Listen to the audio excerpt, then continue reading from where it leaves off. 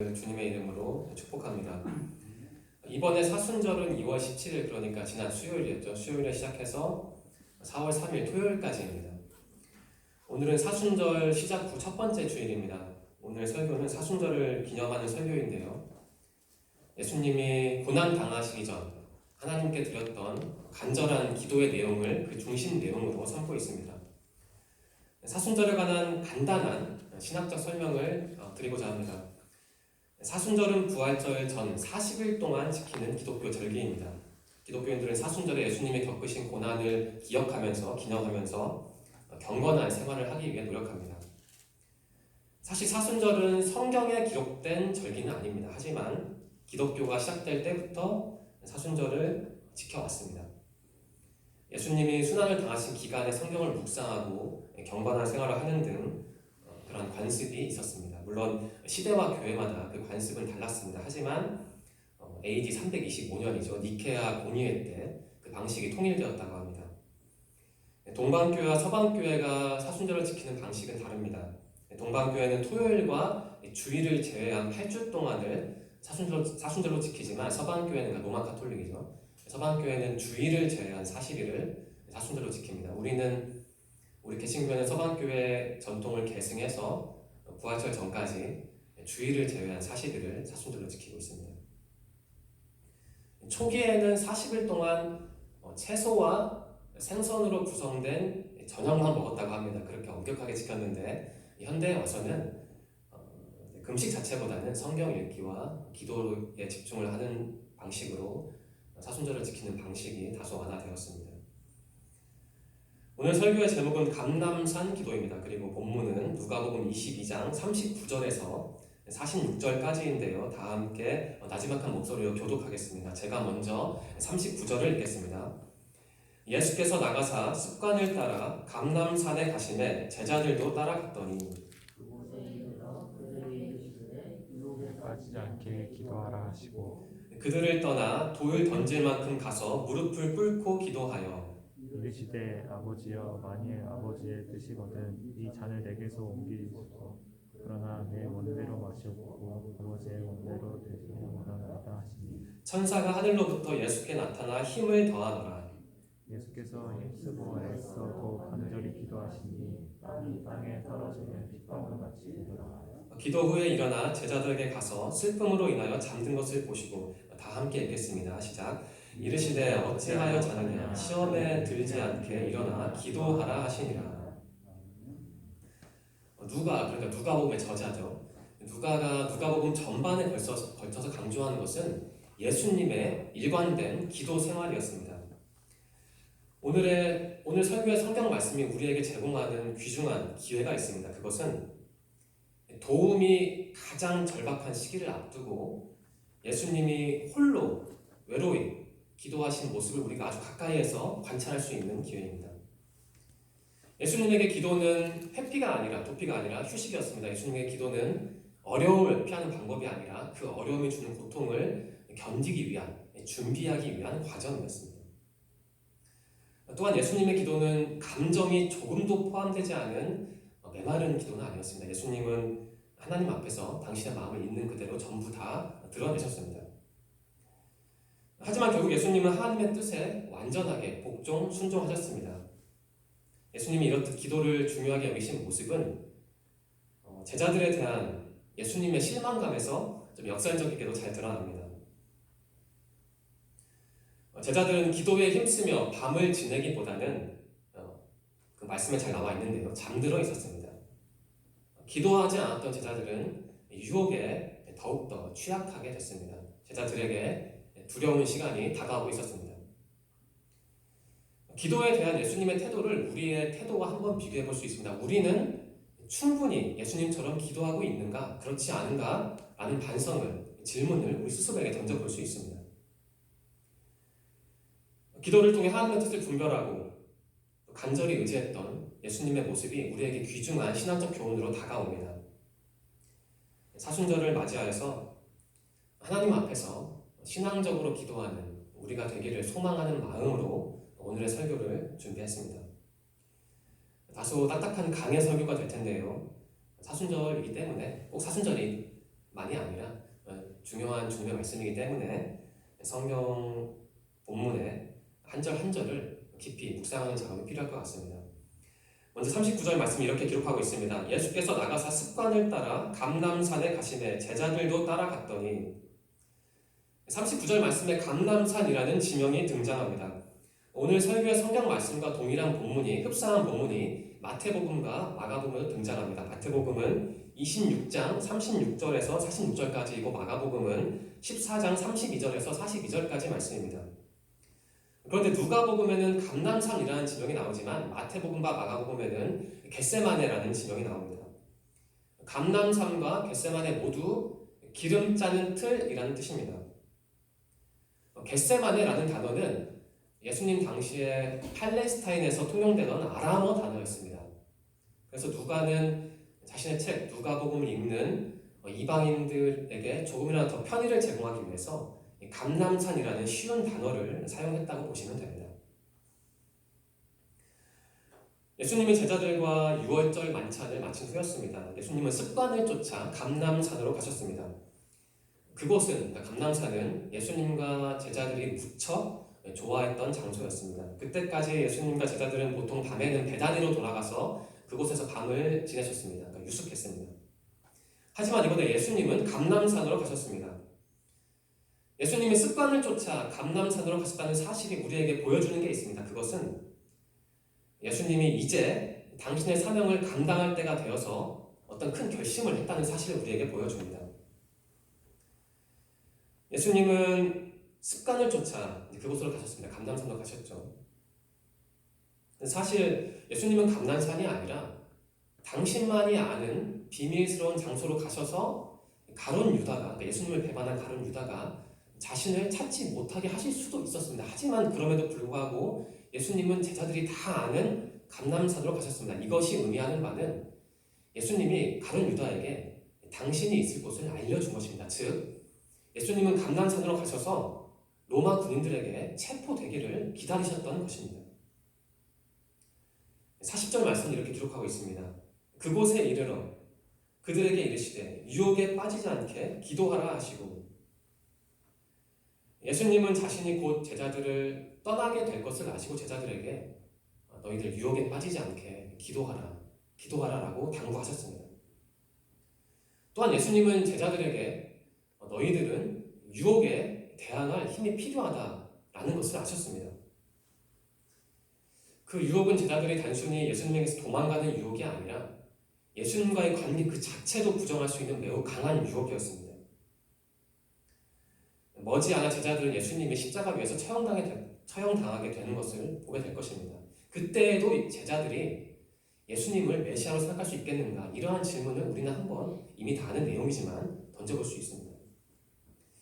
어떤 학자는 이렇게 말합니다. 제자들이 받을 수 있는 가장 강한 유혹은 예수님이 처형당하심으로 인해서 자신들이 기만당한 게 아닌가라고 생각하게 되는 것이었다고 합니다. 안타깝게도 예수님이 부활하시기 전까지 제자들은, 특히 베드로는 예수님을 단순히 강력한 정치적 해방자로만 생각했습니다. 예수님이 진정 무엇을 위해 이 땅에 오셨는지 제자들은 예수님이 부활하시기 전까지는 전혀 몰랐습니다. 그래서 예수님이 십자가 위에서 힘없이 돌아가셨을 때 제자들은 자신들이 알고 있던 예수님, 그러니까 권력자들에 대항하고 아픈 사람들을 즉시 고쳤던 예수님의 모습과 십자가에 돌아가신 예수님의 모습이 너무 다르다는 그 차이점 때문에 절망하고 힘들어했습니다. 바로 이러한 의미에서 제자들이 예수님이 돌아가셨을 때 우리가 혹시 기만당한 게 아닌가라고 생각했다고 볼 수 있습니다. 이어서 41절과 42절 말씀을 이렇게 기록하고 있습니다.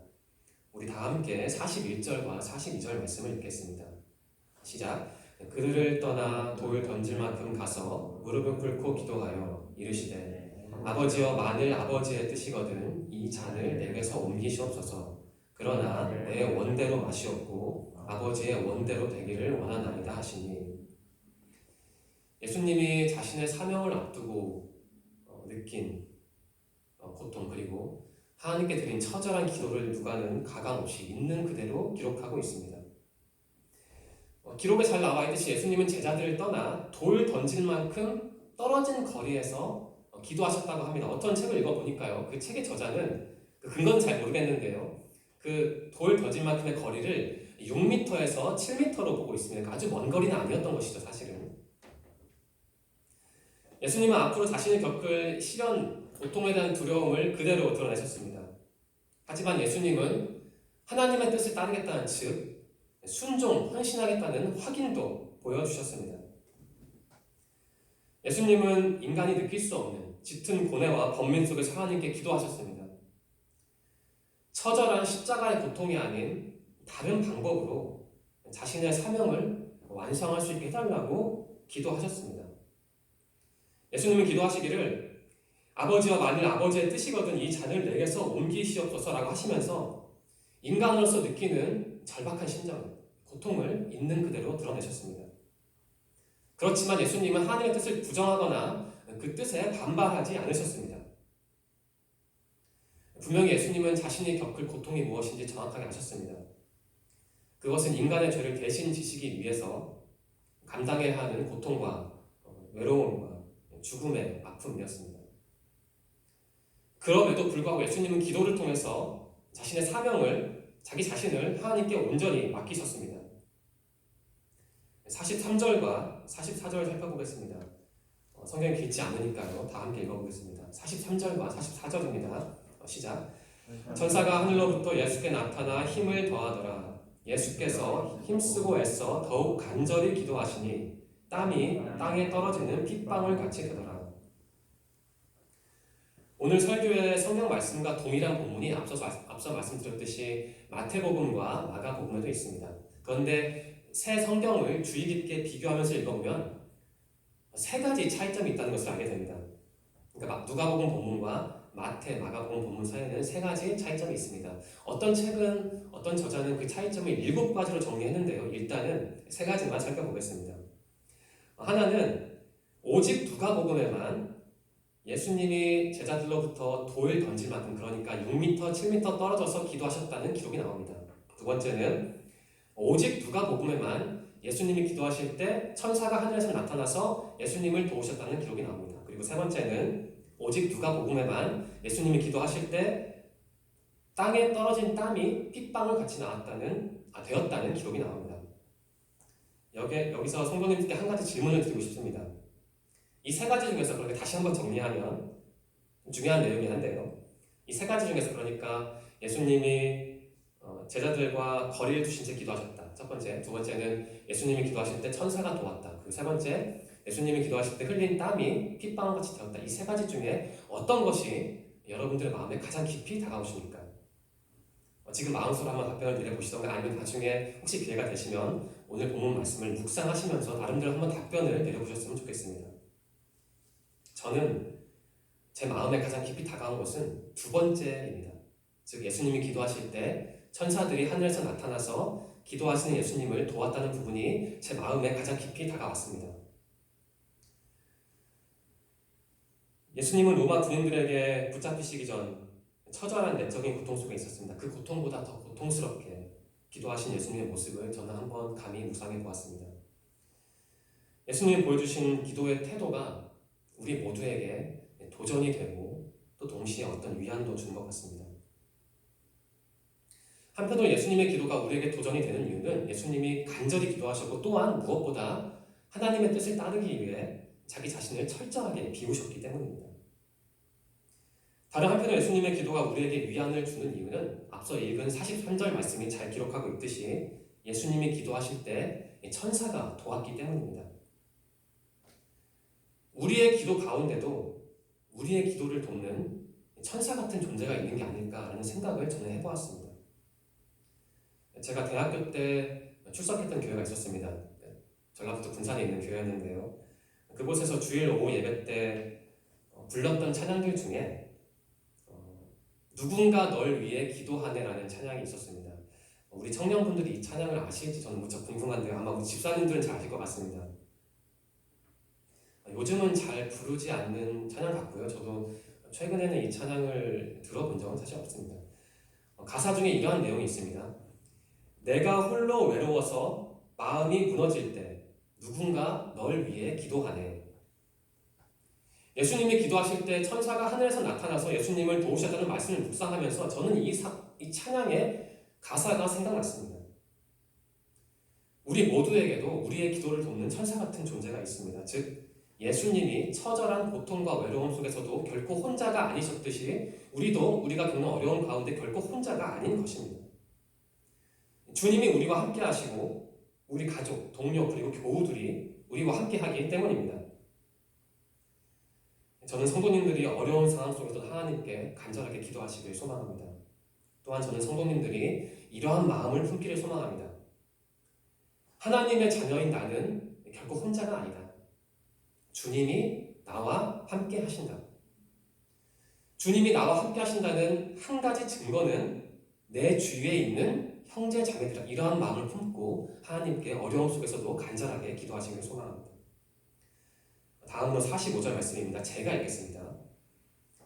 기도 후에 일어나 제자들에게 가서 슬픔으로 인하여 잠든 것을 보시고 예수님은 제자들로부터 한 6m, 7m 떨어진 곳에서 기도하신 후에 기도를 마치시고 일어나셨습니다. 예수님이 얼마나 긴 시간 동안 기도를 하셨는지 그리고 기도하시면서 고통과 외로움 속에서 홀로 씨름하셨는지 기록이 없기 때문에 사실은 잘 모릅니다. 하지만 거의 확실한 것은 예수님은 참 많은 시간 동안 기도하신 것 같습니다. 예수님은 제자들로부터 돌 던질 만큼 거리를 두신 채 기도하신 후에 제자들에게 돌아오셨습니다. 그리고 예수님이 발견한 것은 슬픔으로 인하여 잠든 제자들의 안타까운 모습이었습니다. 오늘 살펴보는 본문은 누가복음 본문인데요. 누가복음과 동일한 본문인 마가복음 본문에는 이러한 기록이 있습니다. 마가복음 14장 37절 말씀인데요. 시몬아, 베드로죠. 시몬아 자느냐? 내가 한 시간도 깨어 있을 수가 없느냐? 즉 예수님은 당신이 기도하실 동안 잠들어 버린 베드로를 보면서 비난을 하셨고 또 수제자 베드로에게 핀잔을 주셨습니다. 그렇지만 누가복음은 예수님이 베드로를 책망하셨다는 기록은 하지 않습니다. 또한 마가복음에서는 여러분도 읽어보셨으니까 아시겠지만은 제자들이 3번 잠들었다는 기록이 있습니다. 그런데 누가복음에는 제자들이 3번 잠들었다는 기록은 없고 다만 1번 잠들었다고 기록하고 있으며 또한 그 이유도 다른 게 아니라 슬픔 때문이라고 기록하고 있습니다. 한마디로 누가는 제자들을 다른 마가나 마태에 비해서는 누가는 제자들을 긍정적으로 변호하고 있는 것입니다. 이것은 예수님의 제자들을 긍정적으로 바라보는 누가의 경향과도 부합하는 내용입니다. 이어서 46절 말씀을 이렇게 기록합니다. 우리 다 함께 읽겠습니다. 46절입니다. 시작. 이르시되 어찌하여 자느냐 시험에 들지 않게 일어나 기도하라 하시니라. 일어나라는 표현을 제외하면 이 46절 말씀은 40절 말씀과 거의 동일합니다. 예수님이 사용하신 일어나라는 표현은 쉽게 말하면 졸음이나 슬픔 같은 인간적인 반응을 나는 너희들이 힘든 것을 알지만 그러한 좀 인간적인 반응을 한번 넘어서 봐라. 그것을 극복하라라는 예수님의 말씀으로 받아들일 수 있습니다. 이 46절 말씀은 사실 굉장히 가슴 아픈 내용입니다. 왜냐하면 예수님이 순환을 겪으시기 전, 그러니까 로마 군인들에게 잡히시기 전에 제자들에게 준 마지막 교훈이 바로 이 46절 말씀입니다. 시험에 빠지지 않게 기도하라. 이 말씀이 예수님이 제자들에게 준 마지막 교훈인 것입니다. 즉 누가복음에 기록된 감람산에서 기도하신 예수님의 모습은 너희는 기도하라 라는 말씀으로 시작해서 너희는 기도하라 라는 말씀으로 마무리되는 것입니다. 이제 설교를 정리하려 합니다. 오늘 우리는 체포되시기 전 감람산에서 하나님께 정말 처절하게 간절하게 기도했던 예수님의 모습을 살펴보았습니다. 앞서 말씀드린 대로 감람산은 기름 짜는 틀이라는 뜻입니다. 예수님이 하나님께 드린 마지막 기도는 마치 기름을 짜듯이 내면과 외면을 쥐어 짜내는 무척 고통스러운 기도였습니다. 저는 예수님의 기도를, 특히 핵심적인 기도를 두 가지 과정으로 한번 나누어 보았습니다. 첫 번째 과정은 인간적인 기도입니다. 42절 말씀의 초반부입니다. 아버지여, 만일 아버지의 뜻이거든 이 잔을 내게서 옮기시옵소서.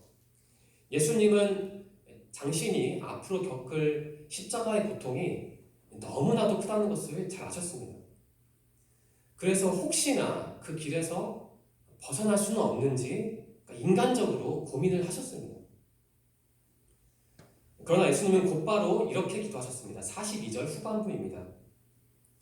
그러나 내 원대로 마시옵고 아버지의 원대로 되기를 원하나이다. 이것은 철저한 하나님 중심의 기도입니다. 이를테면 이렇습니다.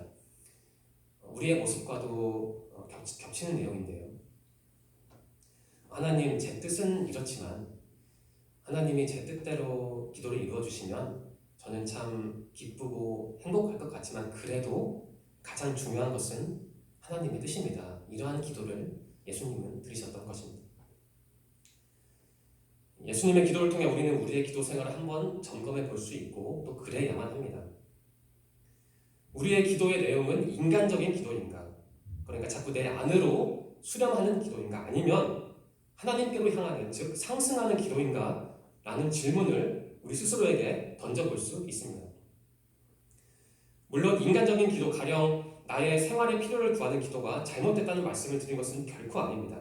예수님이 친히 가르쳐 주신 기도, 그러니까 주기도문이죠. 주기도문에도 일용할 양식을 구하라는 기도가 분명하게 기록되어 있습니다. 우리는 우리의 일상의 필요를 구하는 기도를 매일같이 그리고 착실하게 해야 합니다.